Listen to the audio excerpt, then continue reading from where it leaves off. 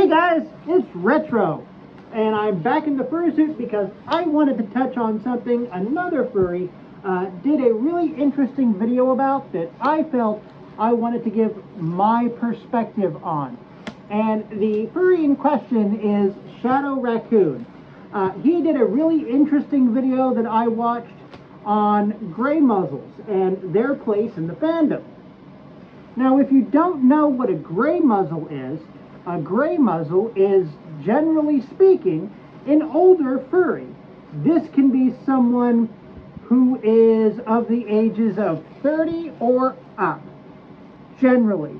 Some put that line a bit further on into the 40s, some put it a bit back into the earlier 20s, but in general, the term gray muzzle tends to mean an older furry who is part of the fandom.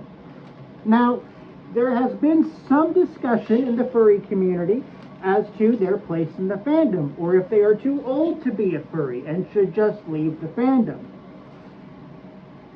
I have a unique perspective on this, as I only really joined the fandom in earnest in 2020 when I became Harrington Hare, my first persona, who you'll remember from my earliest videos.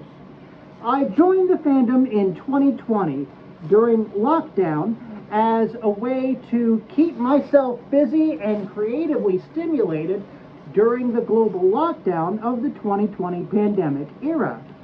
And the furry community welcomed me with open arms. It was fantastic.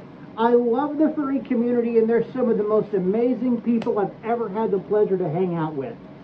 And being in 2020, at the time, I was 31.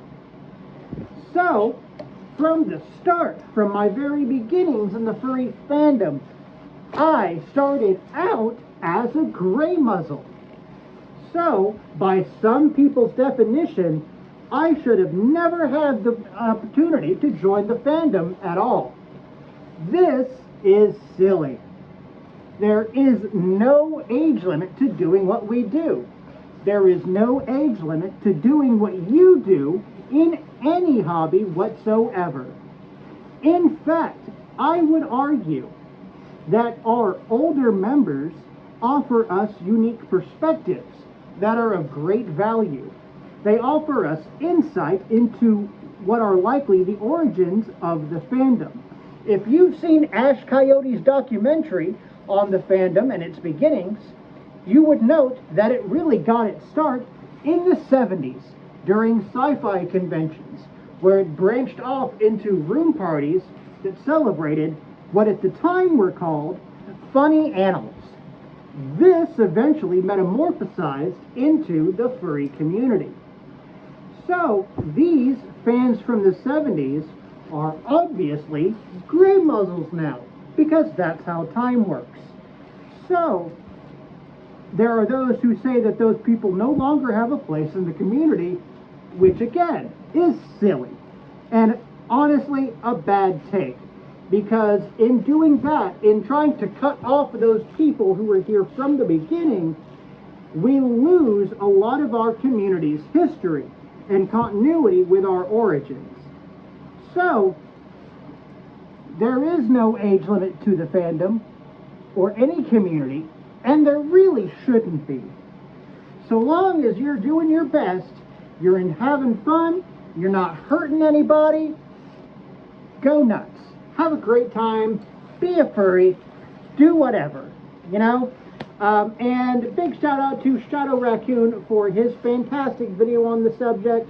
If you haven't seen it yet, go check it out. I'll leave a link down in the doobly-doo.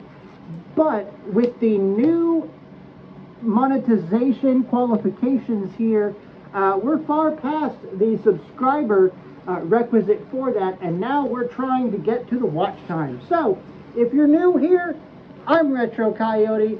Please like and subscribe. It really helps out the channel. And if you want to really help us out, we do have a Patreon available that gets you access to our community Discord.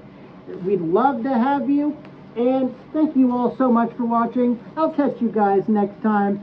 Tell me, How old were you when you first joined the furry community?